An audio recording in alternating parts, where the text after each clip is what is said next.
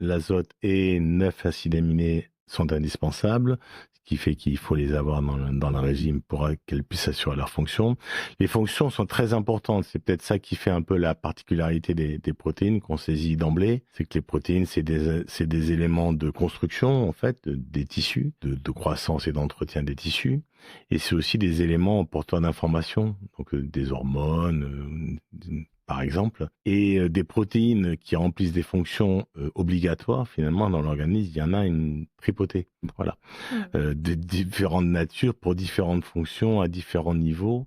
Et c'est cette espèce d'ensemble de choses très très complexes et très importants qui fait qu'on s'intéresse, à mon avis, beaucoup aux protéines. Et le fait aussi que ça soit, parce qu'il y a d'autres nutriments qui remplissent aussi beaucoup de fonctions très importantes. Mais la particularité des protéines, c'est que c'est un macronutriment énergétique. Donc on en consomme quand même beaucoup.